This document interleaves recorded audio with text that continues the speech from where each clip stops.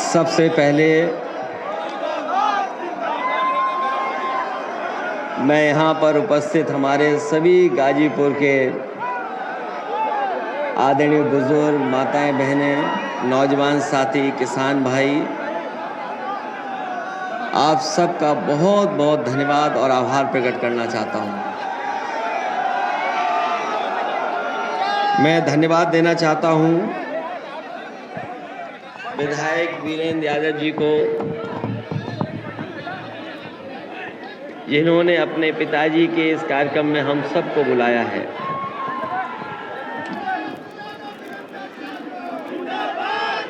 विधायक वीरेंद्र यादव जी ने यहाँ पर जितने भी मंच पर बैठे हैं, समाजवादी पार्टी के राष्ट्रीय उपाध्यक्ष बलराम यादव जी से लेकर के पूर्व मंत्री ओम प्रकाश जी और बड़ी संख्या में हमारी पार्टी के सभी नेता मौजूद हैं। यहाँ पर ऐसे भी लोग हैं जिन्होंने जीवन भर कैलाश यादव जी के साथ काम किया होगा। यहाँ मंच पर बैठे लोग वो हैं जो जमीन पे भी साथ रहे, सदन में भी साथ रहे और राजनीतिक लड़ाइयों में, आंदोलनों में भी वो साथ रहे हैं।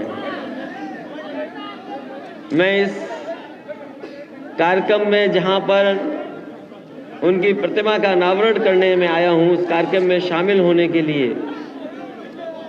मैं एक एक नौजवान का, एक एक माताएं बहनों का, यहाँ पर जितने भी बुजुर्ग बैठे हैं, मैं उन सब का धन्यवाद और आभार प्रकट करना चाहता हूँ। वैसे तो हम और आप सब लोग जब वो हमारे बीच नहीं रहे तो हम सब लोग उनके परिवार से मिले हैं। जगह जगह अपनी तरीके से हम लोगों ने उन्हें याद किया है, श्रद्धांजलि देने भी हम लोग पहुंचे हैं। हम और आप में से बहुत सारे ऐसे लोग हैं, उनके ना रहने पे जो पारिवारिक कार्यक्रम होते हैं, जो हमारे परंपराओं से जुड़े कार्यक्रम हैं, उनमें भी हम और आप लोग शामिल हुए हैं। ये जीवन का सबसे बड़ा सत्य है और हम आप में से जितने लोग हैं, समय समय पे हम लोगों ने चीजें जानी है, समझी है और पढ़ी है कि जो इस धरती पर आता है उसको जाना होता है।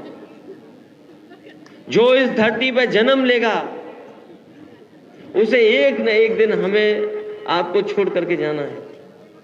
हम आप लोग जितने लोग हैं, ये सबसे बड़ा कड़वा सच है कि हम लोग जन्म लेकर के और एक न एक दिन जाएंगे। कैलाश जी ने अपने जीवन में बहुत सारे लोगों के सुख दुख में रहे होंगे। समय समय पे आपने उनसे अपनी जो भी समस्या रही होगी, कभी न कभी कहा होगा।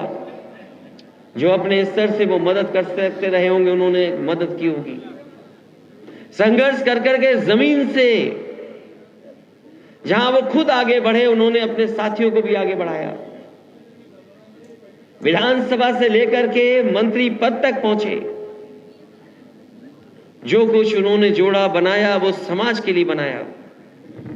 मुझे खुशी है कि जब हम लोग मिले थे एक बार पहले भी श्रद्धांजलि के लिए, लेकिन आज जब हम लोग याद कर रहे हैं उनको, तो वो जहां भी होंगे, जहां भी से भी देख रहे होंगे, जरूर हमें और आप सब लोगों को आशीर्वाद दे रहे होंगे। हम लोगों ने बहुतों को खोया है। यहां पर मंच पे बैठे लोग, कोई ऐसा नहीं है जिसने अपने परिवार के किसी न किसी सदस्य को कभी न कभी खोया हो। सामने बैठे लोग हैं, आप भी अगर याद करते होंगे तो हम लोगों ने बहुतों को खोया है। जब मैं मुख्यमंत्री था, मुझे याद है एक दिन सूचना मिली कि दादा नहीं है, रामकांत दादाजी नहीं रहे। यहां के वो गांधी थे और जब मैं पहली बार उनसे मिला था और जब आखिरी बार मिला उनका केवल चिंतन वही था, समाजवादी। वो भी हमें छोड़ के चले गए। कैलाश जी छोड़ के चले गए। बहुत सारे हमारे नेता हैं, हमने आपने उन्हें जाते हुए खोते हुए देखा है। अभी कुछ दिन पहले जब नेताजी हमारे बीच नहीं रहे और जिस समय वो बीमार थे, अस्पताल में थे, बहुत सारे लोग मिले आकर के। बहुत से लोगों ने न जाने कितने तरीके से दुआएं की, पूजा पाठ किया। हम लोग उनके साथ थे। बेहतर से बेहतर इलाज, अच्छी से अच्छी दवाइयां, जो कुछ कर सकते थे सब कुछ किया, लेकिन वो हमें छोड़ करके चले गए।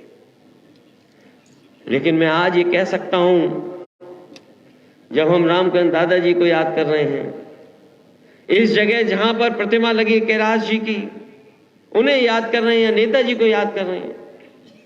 जो कुछ विकास दिया वो अलग चीज है, हमारे दुख सुख में वो शामिल रहे वो अलग बात है। लेकिन मैं ये कह सकता हूं कि सबसे बड़ी विरासत में अगर कोई चीज हमें, आपको, सबको मिली है तो वो ये समाजवादी आंदोलन, जो सब लोग मिलकर के हम लोग को देके गए। और जब कभी भी हम लोग याद करते होंगे उन्हें, वो जहां भी होंगे, जिस जगह भी रहते रहे होंगे, हमें नहीं पता कि आदमी के जाने के बाद, इंसान के जाने के बाद वो कहां चला जाता है। अलग अलग तरह के लोग जो धर्म से जुड़े हैं, परंपराओं से जुड़े हैं, उनके अपने तरीके हैं। लेकिन हम ये मानते हैं जहां भी होंगे वो हम लोगों को, समाजवादियों को कहीं ना कहीं आशीर्वाद दे रहे होंगे। और जो समाजवादी आंदोलन वो लेकर के आए हैं, उसकी जिम्मेदारी हमारी, आपकी बनती है इस आंदोलन को और आगे ले जाने का काम करना है। हम आप जो आज बने खड़े दिखाई दे रहे हैं, अगर वीरेंद्र आज विधायक हैं तो ये अपनी पिताजी का ही अंश है। पिताजी हैं जो इन्हें सब कुछ देके गए हैं। हम में से बहुत सारे लोग हैं जो अपनी मेहनत से आगे बढ़े हैं। ऐसे भी हमारे साथ हैं जो लोग अपने आने वाली पीढ़ी को देकर के जा रहे हैं। हाँ, जो हमें लाल टोपी मिली है और अगर काली सदरी पहन करके राजनीति कर रहे हैं, मैं इस मौके पे कह सकता हूं, नेताजी ने ही हम लोगों को दिया और नेताजी की वजह से ही हम लोग यहां पर खड़े हैं। इसलिए अगर उनके जीवन के बारे में हम लोग याद करेंगे, न जाने कितने स्मरण हैं, न जाने कितनी चीजें हैं। लेकिन मैं कह सकता हूं, मैं बहुत कम समय के लिए रहा। जब मैं सरकार में था, कैलाश जी मंत्री थे, जो कोई भी बात वो लेकर के आते थे, फैसला लेकर के हम तक आते थे। हमने कभी भी उनके फैसले पर कोई बात नहीं रखी होगी। जो उन्होंने कहा वही हमने स्वीकार कर लिया। वो पंचायती राज मंत्री भी बने। सर्वे करना, कौन सा आरक्षण होगा, क्या होगा, यहां पर हमारे वरिष्ठ नेता आदरणीय बलराम यादव जी भी बैठे हैं। वो जानते होंगे कि कितना मुश्किल काम होता है। कौन सी जगह को क्या बना दें, क्या आरक्षण हो जाए, किस वार्ड को कैसे बना दें, ये जमीनी राजनीति वही जानता है जो जमीन पर रहता है।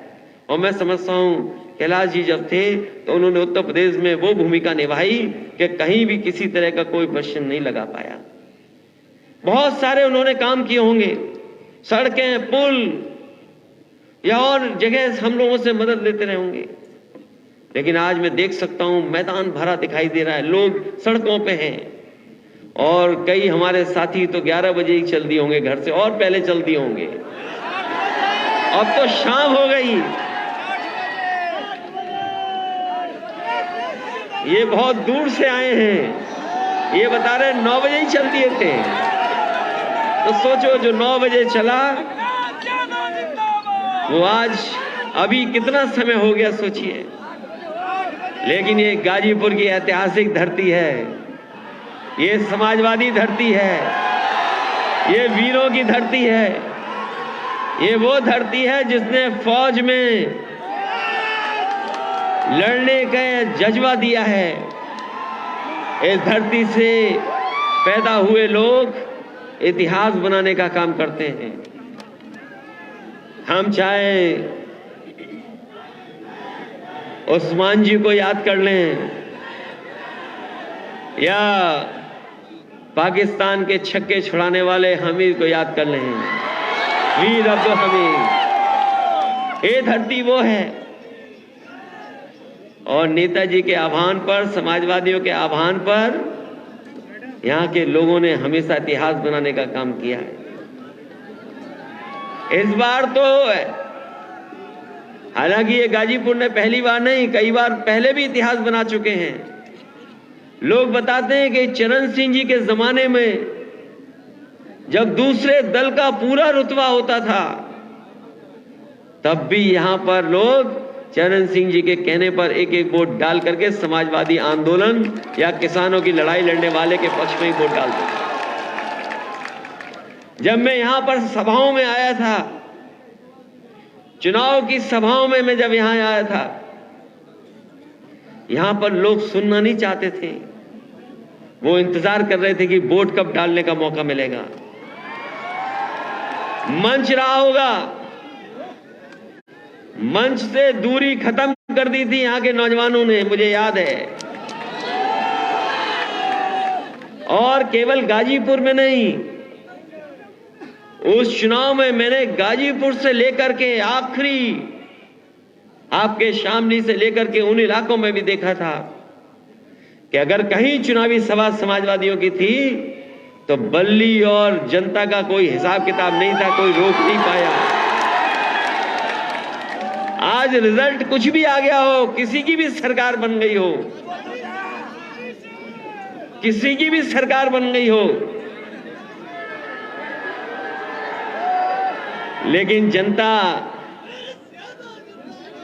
की सरकार तो केवल समाजवादी बना सकते हैं, दूसरे लोग नहीं बना सकते।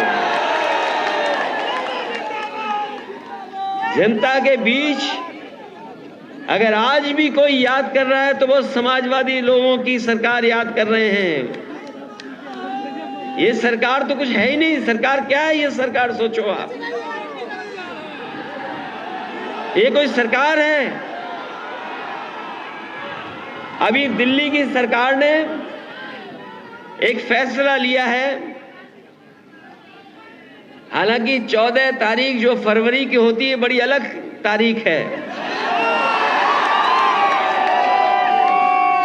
इसको मैं पीढ़ी की दूरियां मानूं क्योंकि हमारे बुजुर्ग पूछेंगे मैं क्यों 14 तारीख की बात कर रहा हूं। ये जो 14 तारीख को भारतीय जनता पार्टी ने एक नए तरह का फैसला लिया है। हालांकि दिल्ली वालों ने लिया है, लखनऊ वाले पता नहीं मनाएंगे कि नहीं मनाएंगे। फैसला दिल्ली से हुआ है।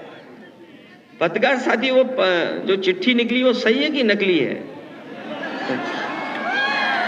जब मैंने उसको पढ़ा पहली बार कि भारतीय जनता पार्टी के लोग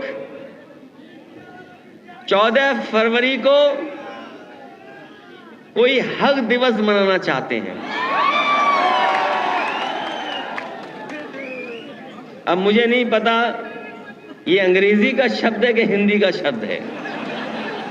अगर ये अंग्रेजी का शब्द है तो इसका मतलब कुछ और है। अगर कोई कंफ्यूज हो जाएगा हिंदी को लेकर के तो इसका पूरा का पूरा गुड़ गोबर हो जाएगा। कैसे लोग हैं बताओ? ये जो मोबाइल चलाने वाले तो समझ रहे होंगे, इन्हें पता नहीं, ये पता नहीं कौन से प्रेम में कहां उलझे हुए हैं बीजेपी के लोग। इन्हें मित्रता भी करनी नहीं आती। इन बीजेपी के लोगों को मित्रता भी करनी नहीं आती। और कभी कभी हम और आप लोग अगर डॉक्टर साहब को दिखाने जाएं और डॉक्टर हमारा आपका ब्लड टेस्ट कर लें या कोई जानकारी करें तो कभी कभी कहते हैं कि आप में इस विटामिन की कमी है। अगर मान लीजिए कोई विटामिन की कमी है तो डॉक्टर साहब आपको उस विटामिन की गोली दे देंगे, दवा दे देंगे, इतने दिन खाइए आप, उसके बाद स्वस्थ हो जाएंगे। और हमारे गांव के लोग जरूर जानते होंगे, अगर हम आंकड़े निकलवाएं पीएससी और सीएससी अस्पताल के, क्योंकि जब मैं गोरखपुर का सरकार में एक सिस्टम लगवाया कि आखिरकार पीएससी और सीएससी में किस लिए लोग आते हैं, तो जब जानकारी मिली तो ये जानकारी मिली कि लोग आखिर अक्सर बहुत छोटी छोटी बीमारी को लेकर के आते हैं और पीएससी सीएससी में पहुंच करके जो गरीब हैं गांव वाले वापस नहीं जाते जब तक उन्हें दवा ना मिल जाए। तो हम एक व्यवस्था बनाना चाहते थे, इसलिए वहां कंप्यूटर लगा करके जानकारी हासिल कर रहे थे।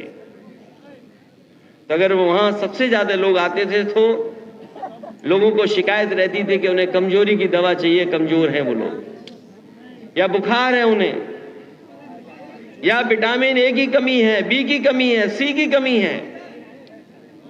लेकिन मैं देख रहा हूं भारतीय जनता पार्टी को विटामिन ए बहुत मिल रहा है, इन्हें कमी नहीं है, इन पे विटामिन ओवर हो गई है। और इसलिए मैं कह रहा हूं, इनका हिसाब किताब देखोगे तो इन्होंने क्या खेल खेला सोचिए आप। एक समय नहीं वो गलत समझ रहे, विटामिन ए मतलब जो उद्योगपति हैं, एक समय पर याद होगा आपको, इन्होंने पूरा का पूरा पैसा बंद करा दिया और कहा कि नोटबंदी होने के बाद भ्रष्टाचार खत्म हो जाएगा, काला धन वापिस आ जाएगा। वो याद कीजिए, वो समाजवादी सरकार थी और उस समय चुनाव में जहां भी हम लोग जाते थे यही बात कहते थे कि रुपया बंद होने से रुपया हमारा काला सफेद नहीं होता है, हमारा आपका लेन देन काला सफेद होता है। याद कीजिए किस समय की बात है। और आज कितने साल हो गए, बैंकों में पैसा भर गया, बैंकों में पैसा भरता चला गया और इन्होंने न जाने कैसी अर्थव्यवस्था बनाई कि कुछ उद्योगपति न जाने कितनी रफ्तार से आगे बढ़ने लगे। और मुझे लगा कि 2024 का जब चुनाव होगा तो बीजेपी कहेगी कि देखो हमारी अर्थव्यवस्था और अर्थनीति ऐसी है कि भारत का उद्योगपति भी दुनिया में नंबर 1 हो सकता है। मुझे लगा कि हो सकता है वो उद्योगपति दुनिया का नंबर 1 पहुंच जाए, क्योंकि नंबर 2 तक पहुंचने तक कोई उसे ज्यादा समय नहीं लगा। सोचो कहां भारत जो गरीब देश है, हमारे अगर आंकड़े हम देखें तो जहां पानी पीने का इंतजाम नहीं, जहां पर अभी भी पढ़ाई अच्छी नहीं, बच्चों को किताबें नहीं मिल पा रही, पर्याप्त हम लोग खाना पीना नहीं खा पा रहे, भ्रष्टाचार जहां चरम सीमा पर है, बेरोजगारी जहां चरम सीमा पर है, महंगाई का ये आलम है, कोई चीज ऐसी नहीं जो सस्ती बची हो, बिजली महंगी, खाद महंगी, डीएपी महंगी, हर चीज महंगी होती चली जा रही। और उसके बाद बताओ हमारे देश का उद्योगपति नंबर 2 पर, और हमें लगा कि वो नंबर 1 पर पहुंच जाएगा, और जब नंबर 1 पर पहुंच जाएगा तो बीजेपी हो सकती है उसी उद्योगपति के नाम पर हमसे आपसे वोट मांगे और लोकसभा का चुनाव लड़े। लेकिन सोचो हिसाब किताब कैसा हुआ इस बार। जो 2 नंबर पे था वो पता नहीं कहां पहुंच गया, गाजीपुर में खाता ना खुली, कहां पहुंच गया। मुझे तो ये लगता है कि जो 7-8 महीने सरकार के बचे हैं, कहीं कोई ऐसा हिसाब किताब ना बनाए कि फिर ऊपर आ जाए। सोचिए ये सरकार की कमी है या सरकार का फायदा है। कौन सी विटामिन मिल रही है जो ए भागता जा रहा है ऊपर? कोई तो होगी बात।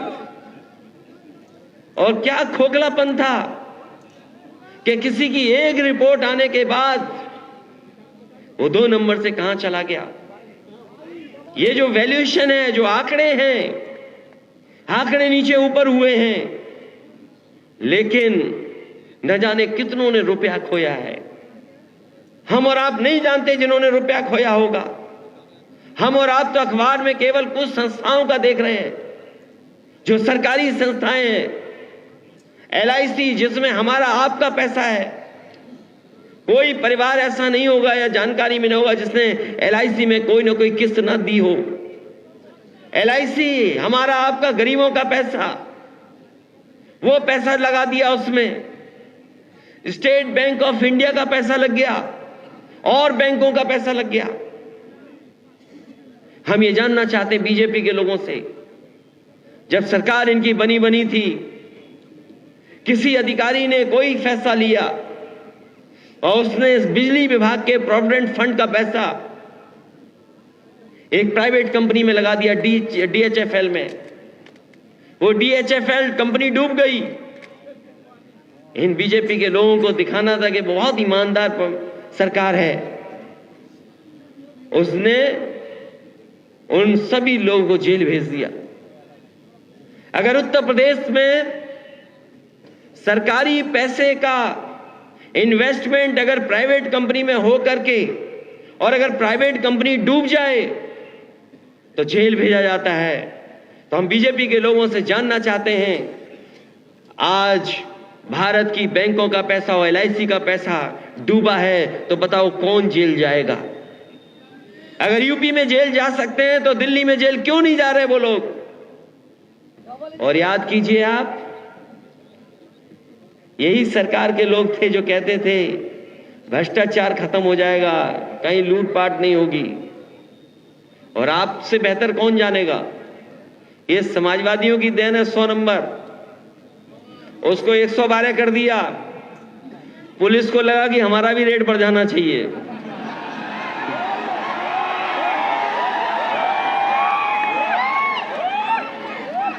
सरकार ने 100 से 112 किया। हमारी ईमानदार पुलिस को लगा कि उनका भी रेट बढ़ गया है। ये है सच्चाई कि नहीं सच्चाई। हमारी आपकी सरकार होती थी, अगर कोई एक DGP एक दिन नहीं बना, 2 दिन नहीं बना, तो ये हमारे अखबार के मित्र भाई लोग, हमारे अखबार के मित्र भाई लिखते थे कि देखिए कितनी नाकाम सरकार है, कितने नाकाम मुख्यमंत्री कि फैसला नहीं ले पा रहे हैं DGP बनाने का।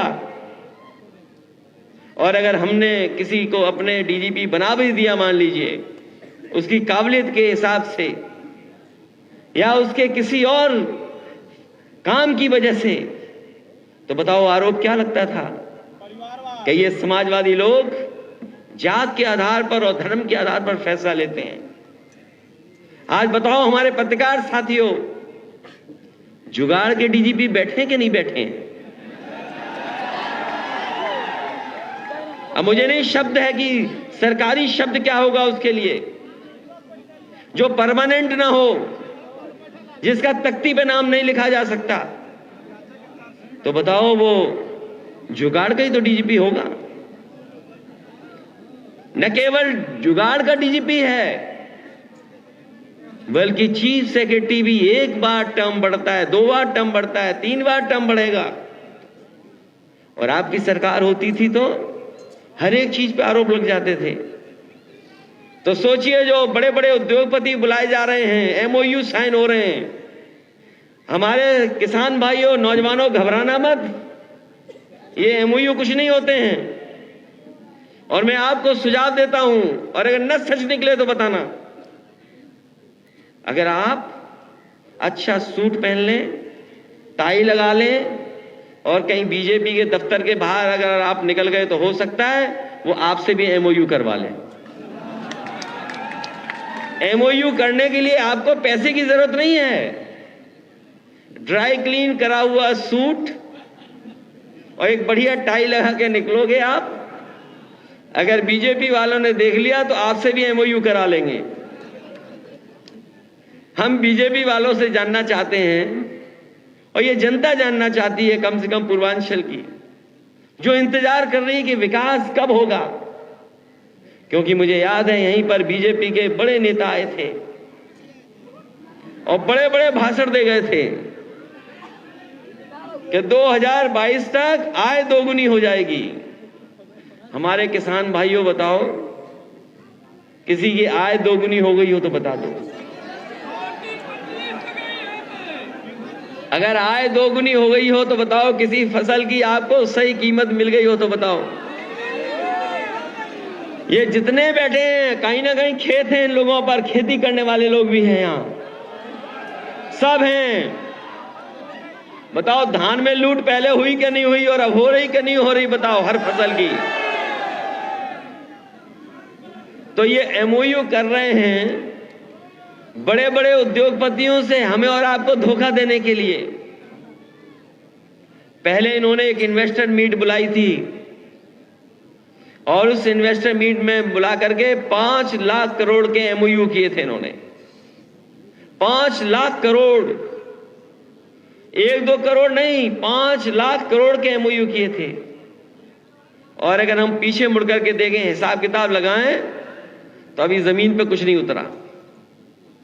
एक बार डिफेंस एक्सपो किया इन्होंने, दुनिया की बड़ी बड़ी कंपनियां जो असले बनाती हैं, जो बड़े बड़े, जो फौज को चाहिए हमारे असले, आर्म्स या किसी और तरह की टेक्नोलॉजी चाहिए, उसकी बड़ी डिफेंस एक्सपो किया था। हालांकि गाजीपुर में नहीं कहा उन्होंने कि यहां पर कोई टैंक बनाएंगे या गोला बनाएंगे या मिसाइल बनाएंगे। हमारे गरीब बुंदेलखंड की जनता को कहा कि आप वोट दे दीजिए, हम मिसाइल बना देंगे। वहां की गरीब जनता ने वोट दे दिया, मिसाइल आज तक नहीं बनी वहां पर, मिसाइल नहीं बन पा रही वहां पर। क्या सपना दिखाया मिसाइल बनाने का, और पीछे मुड़ करके देखो तो कहीं जमीन पर कुछ नहीं उतरा। और अब सुना है कि 20 लाख करोड़ से ज्यादा के एमओयू साइन हो गए, और एक एमओयू पकड़ा गया अमेरिका की एक कंपनी जिसमें यूनिवर्सिटी एक कमरे में भी नहीं चल रही थी। सोचिए, उस पे कई हजार करोड़ का एमओयू करके आ गई ये मंत्री। जब वहां थक गए विदेश जाकर के एमओयू करके, तो प्रदेशों के बड़े बड़े शहरों में गए एमओयू करने, वहां भी थक गए तो फिर जिलों में चले गए। हो सकता है गाजीपुर में भी कहीं ना कहीं इन्होंने मीटिंग की हो एमओयू की, उद्योगपतियों की। गाजीपुर में की थी कि नहीं की थी? साहू जी वो हमारे विधायक जी बता रहे हैं कि यहां भी एमओयू साइन हुआ। अरे आप भी सूट वूट पहन के जाते, आपका भी एमओयू हो जाता वहां पर। तो सोचिए, कहां अमेरिका, कहां इंग्लैंड, कहां यूरोप, कहां ब्राजील, कहां मैक्सिको। अगर ब्राजील जाओगे तो 24 घंटे हवाई जहाज से चलना पड़ेगा। बताओ, ब्राजील से कोई यहां आएगा बलिया गाजीपुर में इन्वेस्ट करने, कोई लॉर्ड कॉर्नवालिस तो है नहीं जो यहां पर कोई राज चल रहा हो अंग्रेजों का। वो अलग बात है कहां से आए और कहां पर उन्हें आखिरी वक्त गुजारना पड़ा, और कैसे इन्वेस्टमेंट आय वाला आएगा। अभी मैं बलिया के एक व्यापारी परिवार से मिलकर आया हूं। ये नई तरह का व्यापार चला रहे हैं बीजेपी के लोग। इनके यहां बैंकों से नहीं मिल रहा है पैसा, कुछ सूदखोर हैं बीजेपी के, पता नहीं कहां से पैसा लेकर के आते हैं, वो बांट रहे हैं लोगों को, और इतना बांट रहे हैं, इतना वसूल रहे हैं कि अगर कोई एक बार ले ले तो वो वापस अपने जीवन में नहीं कर सकता। इतना इंटरेस्ट वसूल रहे हैं, और उसका परिणाम ये हुआ, एक नंदलाल गुप्ता ने कुछ सूदखोरों से पैसा ले लिया अपने कारोबार के लिए, व्यापार के लिए। वो लौटा नहीं पा रहा था। उन सूदखोरों ने इतना डराया धमकाया कि उसे आत्महत्या करनी पड़ गई। और सोचिए आज के समय पर कैसे आत्महत्या की उसने। इन नौजवानों ने देखा भी होगा, फेसबुक पे लाइव कर करके आत्महत्या की। बताओ, इन बीजेपी के लोगों को डूब के मर जाना चाहिए। जो लोग एमओयू कर रहे हैं, जो बड़े बड़े एमओयू कर रहे हैं और सूदखोर व्यापारियों की जान ले रहे हैं। अभी उसके परिवार ने कहा कि बुलडोजर नहीं चला, बुलडोजर नहीं चला उन पर जो सूदखोर थे बीजेपी वाले। मैंने कहा ये सरकार का बुलडोजर नहीं है, ये बीजेपी का बुलडोजर है। ये बीजेपी का बुलडोजर बीजेपी वालों पे नहीं चलता है, ये दूसरों पे चलता है बुलडोजर। और ये जो बुलडोजर की संस्कृति लेकर के आए हैं, याद रखें इस सरकार वाले लोग, अगर बुलडोजर यहां चला है तो बुलडोजर बनना बंद नहीं होंगे। बुलडोजर बनने वाले कारखाने बंद नहीं होने वाले। बताओ, हम समाजवादियों के कितने नेताओं को कितना अपमानित किया इन्होंने, झूठे मुकदमे लगे हैं उन पे। और यहां पर जितने कार्यकर्ता नेता होंगे वो महसूस करते होंगे कि इस सरकार में झूठे मुकदमे लगते हैं। अभी आपने देखा होगा कि कुछ दिन पहले कुछ लिखने पर एफआईआर हो गई एक कार्यकर्ता पर। हमें पुलिस हेडक्वार्टर जाना पड़ा, वही पुलिस हेडक्वार्टर जो समाजवादियों ने बनाया। दुनिया में अगर पुलिस हेडक्वार्टर देखेंगे आप, तो आपके भी पुलिस के लिए सबसे बेहतरीन पुलिस हेडक्वार्टर बनवाया। वहां जाना पड़ा क्योंकि कुछ लिख दिया तो उसमें झगड़ा हो गया। बीजेपी वाले कुछ भी लिख सकते हैं, उनके पे कार्रवाई नहीं होगी, एफआईआर नहीं होगी। अगर समाजवादी लोग लिख देंगे तो एफआईआर हो जाएगी। और जात के आधार पर भेदभाव करते हैं ये लोग, धर्म के आधार पर भेदभाव करते हैं। ये जात के आधार पर, धर्म के आधार पर भेदभाव हमें लोकतंत्र में और संविधान में कहीं ऐसा नहीं है कि जात और धर्म के आधार पर हम भेदभाव करें। लेकिन भारतीय जनता पार्टी के लोग और इनकी सरकार में बैठे लोग लगातार इसी तरह का भेदभाव कर रहे हैं। अभी कुछ सवाल खड़े हो गए, कहीं से सवाल ऐसा खड़ा हुआ जिसका जवाब बीजेपी के पास नहीं है। इसीलिए मैंने कहा कि हम जनता के सामने नहीं सवाल करेंगे बीजेपी से, हम सदन में जाकर के पूछेंगे उनसे। क्योंकि जो हमारे मुख्यमंत्री हैं केवल संविधान की शपथ नहीं लेकर के बैठे हैं, वो किसी मठ से भी आए हैं। और मठ पर तो इसलिए आ गए क्योंकि उनके परिवार के लोग पहले मठ में थे। अगर उनके परिवार के लोग मठ में नहीं होते तो शायद मठ पर नहीं पहुंच पाते। उन्हें हमारा और आपका परिवारवाद तो दिखता है, लेकिन उन्हें अपना परिवारवाद नहीं दिखाई देता है। उन्हें अपना परिवारवाद नहीं दिखाई दे रहा है। और इनके जो फैसले हैं, इनकी आप कल्पना नहीं कर सकते। यही पूर्वांचल के लिए कहते थे, एक्सप्रेसवे के लिए, कि ये भ्रष्टाचार वाला पूर्वांचल एक्सप्रेसवे है। याद है कि नहीं याद है? इस हाईवे को कहते थे ये समाजवादियों ने उसमें लूट की है। अरे कभी लूट देखी नहीं हो तो बुंदेलखंड एक्सप्रेसवे की देख लेना, क्या लूट हुई है वहां पर। प्रधानमंत्री जी ने उद्घाटन किया, इंद्रदेव ने बारिश कर दी, गड्ढे गड्ढे हो गए, पूरा एक्सप्रेसवे बह गया। बुंदेलखंड का एक्सप्रेसवे, इसकी जो कीमत है उससे ज्यादा कीमत लगा दी वहां पर। हमें दुख है इस बात का। अभी मैं जाते हुए देखता हुआ गया और आते हुए देखता आया हूं, हमारे पूर्वांचल एक्सप्रेसवे पर कोई ज्यादा ट्रैफिक नहीं दिखाई दे रहा, गाड़ियां नहीं चल पा रही हैं। और उतने भी लोग नहीं चल पा रहे जितने समाजवादी लोग रथ के समय चल लिए थे उसमें। मुझे याद है जब हम लोगों ने शुरुआत की थी इसी हैदरिया और पखनपुरा के पास, जहां पर यह हाईवे खत्म हो जाता है। बताओ अगर 1 इंच भी बीजेपी ने आगे बढ़ाया हो तो बता दो आप। अगर 1 इंच बढ़ा हो तो बताओ आप उसके आगे। मैंने उस समय जिलाधिकारी से पूछा एक दिन कि बताओ ये हैदरिया पखनपुरा से आगे जा रहा है कि नहीं जा रहा है एक्सप्रेसवे। बोले हमें पता ही नहीं है, सरकार को सोच ही नहीं रही। और ये इसलिए मैंने छोड़ दिया था, मैंने कई बार प्रेस में कहा, सदन में कहा, और मैं आज फिर कहता हूं, मैंने इसलिए छोड़ दिया था क्योंकि ये एनओसी नहीं देते हमें। अगर हम इस सड़क को और आगे बढ़ा करके ले जाते तो एनएचएआई का ये कानून है कि 10-15 किलोमीटर के अंदर कोई टोल सड़क नहीं बन सकती। इसलिए मैं जानता था कि ये एनओसी नहीं देंगे, और अगर एनओसी नहीं देते तो शायद ये एक्सप्रेसवे नहीं बन पाता। इसलिए मैंने 15-20 किलोमीटर छोड़ दिया, आगे नहीं जोड़ा जा करके,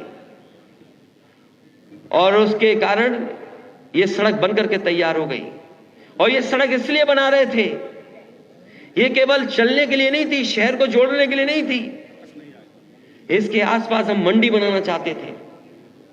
आप हमारा घोषणा पत्र उठा करके देखिए, इसके आसपास मंडी बन रही थी, और इसके आसपास हम अपने नौजवानों के लिए ट्रेनिंग इंस्टीट्यूट बनाते, 1 साल की ट्रेनिंग पाते और कहीं ना कहीं उन्हें रोजगार या नौकरी मिल जाती। हमारा अधूरा सपना वही रह गया, हम लोग नहीं बना पाए। लेकिन दुर्भाग्य देखो, जिन्हें सरकार में मौका मिल गया, एक बार नहीं दूसरी बार, वो नहीं बना रहे, उस सड़क को आगे नहीं ले जा रहे हैं, आगे नहीं ले जा रहे हैं। और मैं आज इस मंच से खड़ा होकर कह सकता हूं, अगर समाजवादियों ने वो सड़क न बनाई होती ऐसी, तो शायद देश के प्रधानमंत्री उस सड़क पर कभी अपना हवाई जहाज नहीं उतार सकते थे। अगर किसी कारण उनका हवाई जहाज उतरा है तो वो समाजवादियों की देन है और समाजवादियों की सोच है, इसी वजह से हवाई जहाज सड़क पर उतर गया था। ये सड़क केवल जोड़ने के लिए नहीं थी, अपने गरीब किसानों को खुशहाली के लिए थी, और किसी ने सड़क नहीं मांगी थी। इस सड़क को हम लोग सबसे बेहतरीन बना रहे थे। हमारे बाबा मुख्यमंत्री इसका डिवाइडर छोटा कर दिए। ये डिवाइडर 10 मीटर 12 मीटर होना था, ये डिवाइडर कम कर दिया। और बीजेपी का सबसे प्रिय काम शौचालय बनाना वाला, हालांकि यहां तो सब जगह नाम लिख दिया, लेकिन इसके आगे जुड़ने वाली जो सड़क है आगरा लखनऊ एक्सप्रेसवे, आप देख लो, ये उद्घाटन किया था, हमारे मंत्री लोग बैठे हैं, उस समय ये लोग मंत्री थे। उद्घाटन जब हुआ तो अब आप लखनऊ से लेकर के आगरा देख लो, कहीं आपका नाम नहीं दिखाई दे रहा, ना नेताजी का नाम है। हम लोगों ने उद्घाटन करके नाम नहीं लिखा, नाम नहीं लिखा हम लोगों ने, लेकिन बीजेपी की सरकार आई तो जहां शौचालय के लिए उतरते वहां बीजेपी ने अपना नाम लिख लिया। ये सड़क बन जाती, मंडियां बन जाती, ट्रेनिंग इंस्टीट्यूट बन जाती, तो हमारे लोगों को कुछ आगे बढ़ने का मौका मिल जाता। बताओ, ये अग्निवीर जैसी व्यवस्था हम नौजवान साथियों आपसे कह करके जा रहे हैं, ये अग्निवीर वाली व्यवस्था हमारे देश की सीमा की रक्षा नहीं कर सकती।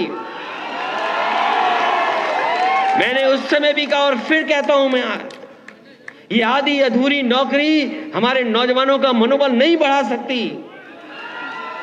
ये आधी अधूरी नौकरी, 4 साल जाइए आउटसोर्स की तरह आप जाओ वहां पर, जब तक ये बंदूक चलाना सीखेंगे तब तक ये घर वापस आ जाएंगे।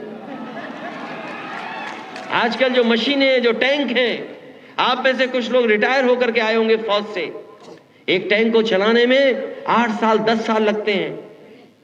10 साल में सीख पाता है टैंक चलाना। कई मशीनें आ गई, टेक्नोलॉजी है, उनको सीखने में टाइम लगता है। आज मॉडर्न हो रही है फौज, और ये बताओ ऐसी नौकरी भर्ती कर दे रहे हैं। हम लोग कभी इसको स्वीकार नहीं कर सकते। हो सकता है आज हमारी ताकत नहीं है, आज हमारे सांसद नहीं ज्यादा हैं, अगर कल सांसद होंगे या कभी मौका मिलेगा तो ये आधी अधूरी नौकरी अग्निवीर जैसी नहीं चलेगी, परमानेंट नौकरी होगी। क्योंकि हमारा नौजवान वर्दी पहन करके देश की रक्षा करना चाहता है। ये जो हमारे पड़ोसी देश हैं, हमारे जो पड़ोसी देश हैं, कोई बात नहीं, आने दो, कोई बात नहीं, जो पड़ोसी देश है, नहीं कोई बात नहीं, कोई बात नहीं, कोई बात नहीं, जो हमारा कोई बात नहीं, कोई बात नहीं, हमारा जो पड़ोसी देश है उनसे खतरा बहुत बड़ा है, मामूली खतरा नहीं है। ये सरकार स्वीकार नहीं कर पा रही है। आज को आपको चीन का खतरा है।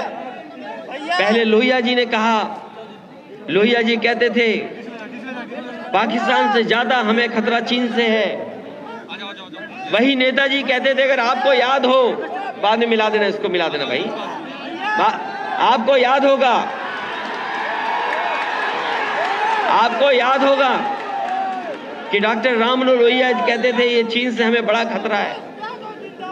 नेताजी ने भी यही कहा, हमें चीन से खतरा है। आज अगर आप देख रहे होंगे, जहां पर सीमाएं हैं, हमारी सीमाओं पे कब्जा कर रहा है, और चीन एक तरह से नहीं हमला कर रहा है, सीमाओं पे तो कर ही रहा है हमें, हमारे पे हमला। दूसरा, हमारा बाजार कब्जा कर लिया। सोचो, सीमाएं सुरक्षित नहीं चीन से, और हमारा बाजार भी कब्जा कर लिया उन्होंने, बाजार भी कब्जा कर लिया। तो दो तरीके से हमें नुकसान पहुंचा रहा है, इसलिए हमें सावधान रहना पड़ेगा। और सावधान इसलिए रहना पड़ेगा, देश की अगर कोई व्यवस्था सुधार सकता है, समाज को कोई नई दिशा दे सकता है, तो वही समाजवादी लोग हैं जो दिशा दे सकते हैं। ये जो एक्सप्रेसवे बने, मुझे खुशी है इस बात की। आपका दिल्ली से चल करके ये एक्सप्रेसवे जो बन करके आया है, इसी की नकल बीजेपी के लोग कर रहे हैं। जो नए उनके एक्सप्रेसवे बन रहे हैं, इसी डिजाइन की नकल कर रहे हैं। इसी एक्सप्रेसवे की जो डिजाइन है, वैसी की नकल कर रहे हैं। और हम समाजवादियों ने न जाने कितना काम करके दिखाया।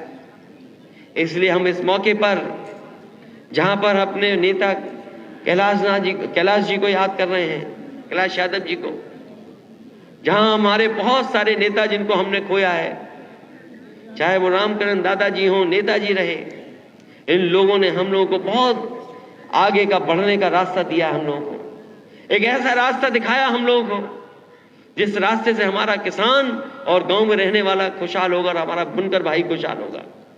न केवल हमारा किसान दुखी है, नौजवान दुखी है, बल्कि बुनकर भाई भी हमारे दुखी हैं। इन सब के साथ न जाने कौन सा खिलवाड़ ये सरकार कर रही है। अगर कुछ लोगों का पैसा बढ़ रहा है, तो हमारे किसान की आमदनी क्यों नहीं बढ़ रही? अगर कुछ कारोबार और दुनिया में आगे बढ़ते चले जा रहे हैं, तो हमारे बुनकर के हाथ में क्यों नहीं चीजें आ रही हैं? हमारा नौजवान क्यों खाली हाथ है? अगर 20 लाख करोड़ के एमओयू लखनऊ में हो रहे हैं, अगर यहां के मंत्री विदेश गए, घूम घूम कर गए देश, और वो एमओयू कर करके पैसा लगवाना चाहते हैं, तो हमारा नौजवान बेरोजगार क्यों है? हम उसके हाथ में काम क्यों नहीं है? ये लड़ाई बहुत बड़ी है, क्योंकि उन्हें गांव देहात और गरीब से कोई परवाह नहीं है। अगर गांव की तरफ उन्हें परवाह होती, तो हमारे किसानों की पैदावार की सही कीमत मिल रही होती। हमारे नौजवान जो गांव में हैं, भाग रहे हैं, दौड़ रहे हैं, मेहनत कर रहे हैं, उनको ऐसी टेम्परेरी नौकरी नहीं देते, परमानेंट नौकरियां देते इनको। और जहां तक सवाल हमारी गिनती का है, ये कई लोग बार हम लोगों पे आरोप लगाते हैं कि ये समाजवादी लोग भेदभाव करते हैं, किसी का हक छीन लेते हैं। मैं आपसे कहना चाहता हूं, ये समाजवादी पार्टी का आंदोलन जाति जनगणना का और तेजी से बढ़ेगा, और हम लोग गांव-गांव जाएंगे, अपने लोगों को समझाएंगे। क्योंकि जब सबकी गिनती हो सकती है, तो हमारी आपकी गिनती क्यों ना हो? और फिर हमें आरक्षण में भेदभाव हम लोगों के साथ, आबादी में हम ज्यादा, गिनती में है ही नहीं हम कहीं।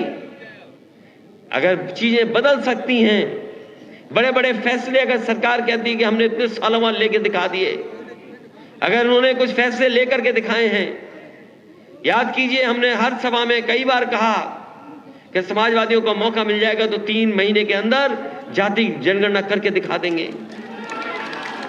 हम सरकार में नहीं आए, लेकिन देखो आपके पड़ोस में बिहार में जाति जनगणना शुरू हो गई कि नहीं हो गई? अगर बिहार कर सकता है जाति जनगणना, तो यूपी तो बहुत आगे है। समाजवादी होते तो आज जाति जनगणना उत्तर प्रदेश में हो रही होती, कोई रोक नहीं सकता था। सरकारी नौकरियां खत्म, सब बेच दे रहे हैं, सब कुछ बेच दे रहे हैं। अभी एक मुख्यमंत्री जी के साथ हम लोग कार्यक्रम में गए थे तेलंगाना। वहां के मुख्यमंत्री केसीआर साहब ने हम सबको बुलाया था। उस सभा में एक मुख्यमंत्री ने बड़ी अच्छी बात कही। उन्होंने कहा कि ये रेल, ट्रेन, LIC, सरकारी संस्थाएं सब बेच रहे हैं, एक एक करके बेच दिया। पानी का जहाज, पोर्ट बेच दिया, रेलवे बेच दी, हवाई जहाज बेच दिए, हवाई जहाज के अड्डे बेच दिए, LIC बेच दी, बैंक बेच दी। लेकिन एक चीज खरीद ली इन्होंने, मीडिया।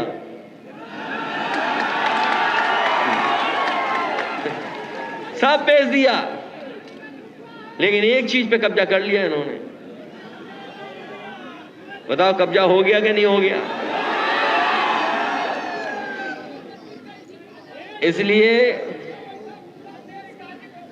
इसलिए हमें और आपको मिल करके और जोड़ करके कामयाब होना है। हालांकि हम लोग बाई इलेक्शन में आजमगढ़ पीछे रह गए थे, उसके कारण कोई हो, लेकिन मैं जानता हूं इस बार गाजीपुर से लेकर के आजमगढ़ से होते हुए और आखिरी तक आप देखना समाजवादी पार्टी का कितना झंडा बुलंद हो इस बार। ये मैनपुरी भी हराना चाहते थे नेताजी के क्षेत्र में, ये नेताजी के क्षेत्र में मैनपुरी में भी चुनाव हराना चाहते थे। पहले इन्होंने अधिकारियों की सेटिंग की, फिर इन्होंने पुलिस की सेटिंग की, पुलिस की सेटिंग की, अधिकारी की सेटिंग की, और फिर इन्होंने ये भी तय किया कि कौन पुलिस वाला जाएगा, कौन नहीं जाएगा वहां पर, और जनता को भी लालच दिया, सोचो। लेकिन मुझे खुशी है इस बात की, जितने भी हमारे मंच पर नेता बैठे हैं और बहुत सारे साथी यहां से गए थे, गाजीपुर से, आजमगढ़ से, बनारस से, बलिया से, वो लोग गांव-गांव बैठ करके उन्होंने समझा दिया, और परिणाम ऐसा निकला कि बीजेपी का पता नहीं लगा वहां पर बीजेपी कहां पहुंच गई। इसलिए जहां आपने ऐतिहासिक परिणाम दिया है, ये विकास नहीं कराएंगे, ये हमारा आपको विनाश की तरफ लेके जाएंगे। ये जो बजट है इनका, ये जो बजट आया दिल्ली वाला, ये विदाई बजट है, इसके बाद कोई बजट नहीं ला पाएंगे ये लोग। विदाई बजट है, और मित्र को बचाने में लगे हुए हैं मित्र लोग। और सच्चाई भी यही है कि मित्र की पहचान बुरे वक्त में होती है। अगर मित्र डूबा है तो हम लोग देखेंगे मित्र बचा पा रहे हैं कि नहीं बचा पा रहे हैं। ये बात तो समझ गए होगे ना आप। और कुछ लोगों की बात नहीं मानना, कुछ लोग कभी इधर होंगे तो कभी उधर होंगे, उनकी बात मत मानना। और उनकी बात आधी अधूरी है। मैंने याद होगा जब मैं आया था चुनाव में, तब भी मैंने गाना पूरा करके दिखाया था। एक कोई थे, वो कहते थे कि चल सन्यासी मंदिर में, क्या था? चल सन्यासी मंदिर में, चल सन्यासी मंदिर में। हम लोग इतना ही सोच के उनको समझ लिए कि जड़े बड़े अच्छा गाना है, लेकिन कभी इसकी दूसरी लाइन समझ लेना, पढ़ लेना, क्या लाइन है दूसरी इसकी, कि चल सन्यासी मंदिर में, तुम्हारा कुछ हमारा कुछ बजेगा दोनों का। क्योंकि हम गाने में तेज नहीं है, उतना गाना वाना नहीं गा सकते, लेकिन सुना है उसमें दूसरी लाइन ये कि कंगना बजेगा शायद। बताओ, रात में कंगना बजा रहे हैं दूसरी ताल में जाकर के। ये जो नाम बदलने वाले हैं, हमें खुशी है कि हमारे मंच पे भी ओम प्रकाश जी हैं। ये नाम बदलने वाले अगर हैं तो ओम प्रकाश नाम ही रख दो इस जिले का। ये जो नाम बदलने वाले प्रस्ताव दे रहे हैं तो ओम प्रकाश नाम ही रख लो, तो कम से कम हमारे पास तो है एक नाम। इसलिए इनके चक्कर में मत पड़ो, ये गरीबों को धोखा देने वाले लोग हैं। ये पॉलिटिक्स में बिजनेसमैन हो गए हैं, बिजनेसमैन। ये राजनीति को बिजनेस समझ रहे हैं। हम समाजवादी लोगों ने भरोसा किया है और जो कुछ कर सकते थे त्याग, गठबंधन बनाने में हम लोगों ने त्याग कर करके ही गठबंधन बनाने का काम किया था।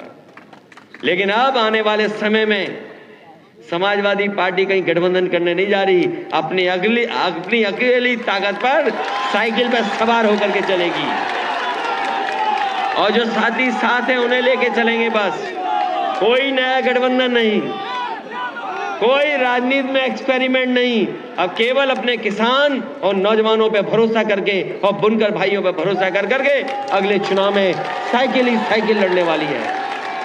इन्हीं शब्दों के साथ मैं अपने सभी बुजुर्गों का और किसान भाइयों का बहुत बहुत धन्यवाद देते हैं, बहुत बहुत आभार प्रकट करता हूं, बहुत बहुत धन्यवाद देता हूं। जहां आज हम अपने पार्टी के नेता श्री कैलाश यादव जी को याद कर रहे हैं, वहीं हमें जानकारी और आप सबने देखा कि गाजीपुर के ही नौजवान कासिमाबाद के जो जहाज गिरा था, जो जहाज का एक्सीडेंट हुआ तो उसमें जान चली गई थी, जो 4 बच्चों की जान गई थी, यहां से घूमने निकले थे। हम उनके दुख में भी शामिल हैं। इस मौके पर हम श्रद्धांजलि देते हैं और ये भी भगवान से प्रार्थना करते हैं कि नौजवान बच्चे जिन्होंने खोए उनके परिवार को इस दुख सहने की शक्ति दें और जो कुछ सहयोग और मदद हो सकती है उन परिवारों की, गरीब परिवारों की, हम लोग उनके दुख में खड़े हैं, उनके साथ खड़े हैं। इन्हीं शब्दों के साथ अपने गाजीपुर के सभी लोगों का बहुत बहुत धन्यवाद देता हूं और अपने संचालन कर रहे डॉक्टर रमाशंकर राजभर जी का बहुत बहुत धन्यवाद, क्योंकि जितना हमारी जनता बैठी रही सुबह से, जो सुबह से चल करके आए थे, इधर बहुत दिनों बाद मिले हम और आप लोग, चुनाव के बाद मिल पाए हैं, इसलिए धन्यवाद। लेकिन जो एक्सप्रेसवे बनाया है उससे तो कम से कम कुछ दूरी और समय बच रहा है हम लोगों का मिलने का, इसलिए लगातार हम लोग आपके बीच में आते रहेंगे और इसी विश्वास और भरोसे के साथ कि जिस तरीके से आपने हमारी इस चुनाव में मदद की थी, हमेशा आने वाले समय में हम लोगों की समाजवादी आंदोलन को मजबूत कर देना, यही कैलाश यादव जी को सबसे बड़ी श्रद्धांजलि होगी। इन्हीं शब्दों के साथ आप सबका बहुत बहुत धन्यवाद और वीरेंद्र जी को और उनके सहयोगी साथियों का बहुत बहुत धन्यवाद, बच्चों का बहुत बहुत धन्यवाद जो बहुत देर तक स्कूल कॉलेज में बने रहे। बहुत बहुत बधाई आपको एक ऐतिहासिक कार्यक्रम के लिए।